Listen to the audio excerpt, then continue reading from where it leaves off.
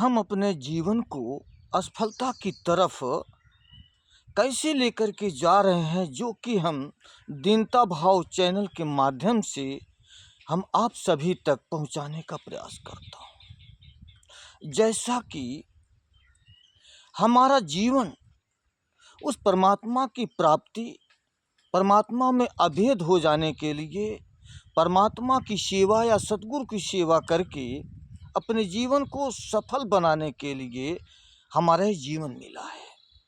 क्योंकि ये 84 लाख योनियों में उत्तम से उत्तम जामा जो चेतन चोला मिला है, जो कि हर चीज़ उचित अनुचित का एक पहचान करने की ताकत, परख करने की ताकत इस शरीर के अंदर रखी गई है। परमात्मा, देवी देवता, खंड ब्रह्मांड, सारी सृष्टि की रचना शरीर के अंदर कैद है। मगर हम यहाँ की ये भौतिक रचनाओं को देखकर, यहाँ के पदार्थों को देखकर हम ऐसे संसार में आकर्षित हो गए हैं, ऐसा इसमें हमारा विलीन हम हो गए, हमारा ध्यान ही इसी में लग गया है। हम इसी को अपना मानकर संसार के हर वस्तु को अपना ही हम बना रहे हैं। इसी तरह से हमारा सारा जीवन बीत जाता है, सारे श्वास की पूंजी बीत जाती है। अगर हमारा ज़्यादा से ज़्यादा संसार की भौतिक रचनाओं में अपने जीवन को बिताते हुए अगर हम कुछ और करना भी चाहते हैं, तो कौन सा हम कार्य करते हैं कि जो ब्राह्मणवाद का जो पाखंड है, जैसा कि तीर्थ करना, व्रत करना, यज्ञ भोज करना, दान पुण्य करना, नाना प्रकार के हम कर्मों में जाकर के फंस जाते हैं। और यहाँ का ऐसा, ब्राह्मणों का ऐसा पाखंडवाद है, जैसा कि गौ का जो दूध है, हम उस दूध को पत्थर की मूर्ति पर गिराकर नालियों में बहा देते हैं। और जो गौ के दूध से जो निकला हुआ घी है, उसको हम दीपक जला करके घी को खत्म कर देते हैं।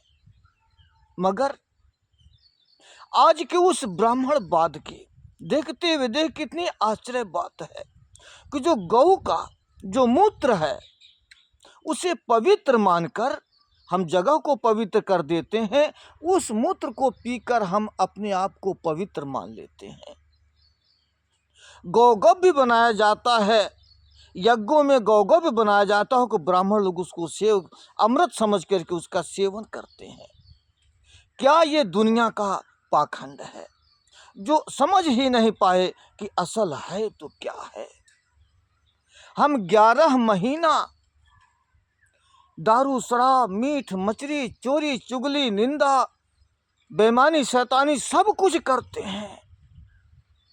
और 1 महीना को जो सावन का आता है, तो हम कांवर लेने जाते हैं हरिद्वार, पैदल कांवर लेके आते हैं।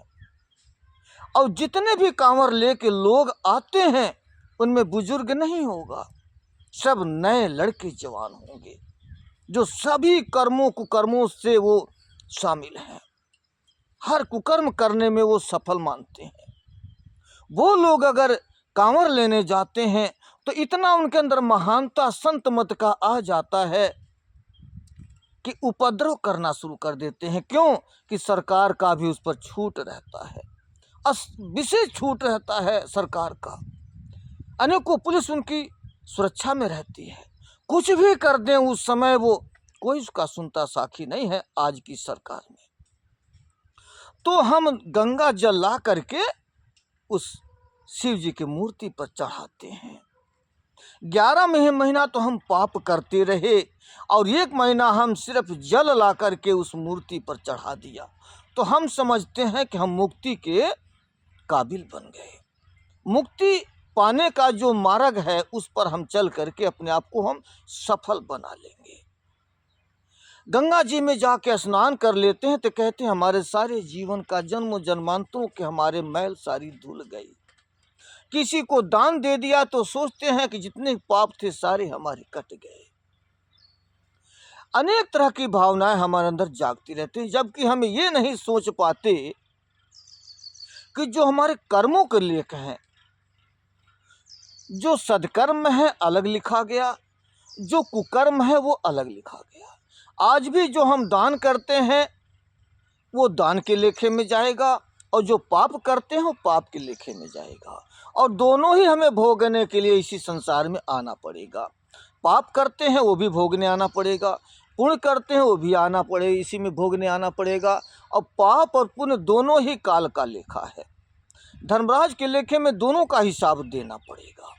हमें संसार में उनको सुख का भोगना होगा या दुख भोगना होगा, उसके लिए हमें यहाँ आना ही आना होगा, हमें मुक्ति नहीं मिल सकती। मगर हम आज ये ब्राह्मणों का जो पाखंडवाद जो है, जो इन्होंने पुजवाने के लिए अपना कार्य किया हुआ है, अगर देखा जाए तो जितने भी ये यहाँ जो कांवड़ लेकर ढोते हैं लोग, उसमें ब्राह्मण शायद इक्का दुक्का हो, नहीं बाकी सभी अक्सर ओबीसी के, एससी के, एसटी के लोग होते हैं।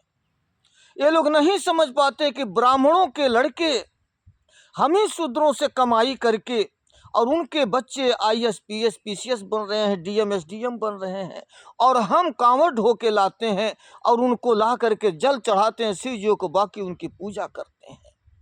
और हमारे ही कमाए हुए धन से ब्राह्मण आज राज करता है। ये आज शूद्र वंश नहीं समझ पा रहा है, इसीलिए सारे नादानी काम करते हैं। अरे अगर हमें मानना ही, अपने जीवन को सफल बनाना है, तो उस एक परमात्मा को क्यों ना हम माने जो सारे सृष्टि के रचनाकार है, सारी सृष्टि उसके अधीन है। सब कुछ रचना 84 लाख योनियाँ या खंड ब्रह्मांड, जंगल, झाड़, नदी, नार, पहाड़, जो भी खंड ब्रह्मांड बनाए तो उस मालिक ने बनाया। उसने हमें सृष्टि चलाने के लिए भेजा, और जब उसी की दया होगी तभी हम उसके शरण में जाके मिल पाते हैं। जो हमारा चेतन चोला है, हमें उस चेतन चोला रहने के नाते उचित अनुचित को हम परख करके हमें कार्य करना चाहिए, सदकर्म में लगना चाहिए, सतगुरु के शरण में जाकर अपने जीवन को सफल बनाने की युक्ति पर चलकर उस मालिक के स्मरण भजन करना चाहिए। मगर ऐसा न करके हम संसार में ही फंसे रह जाते हैं, तमाम किस्म के कर्म कांडों में हम लगे रहते हैं। ये हमारा मानवता नहीं है, ये मानव हमारा धर्म नहीं है।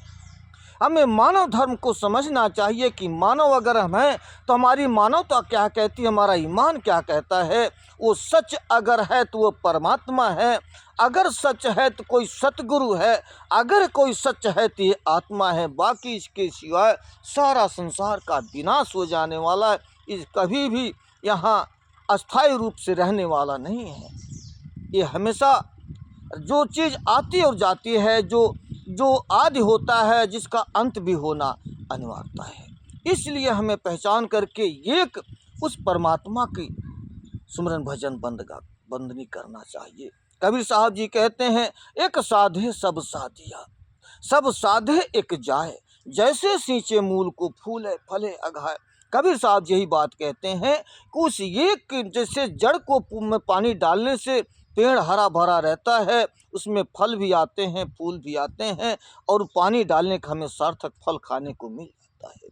उसी तरह से हमें एक परमात्मा जो निराकार अजन्मा है, जो आज तक उसने जन्म नहीं लिया और ना ही आगे लेगा, और सब कुछ करने में सक्षम है, जो सब कुछ कर रहा है, उसकी हमें भक्ति करनी चाहिए, उसका सुमिरन भजन बंदगी करना चाहिए, जो कि हम अपने आत्मा को सदा सदा के लिए इस संसार के आवागमन से मुक्त हो जाएं।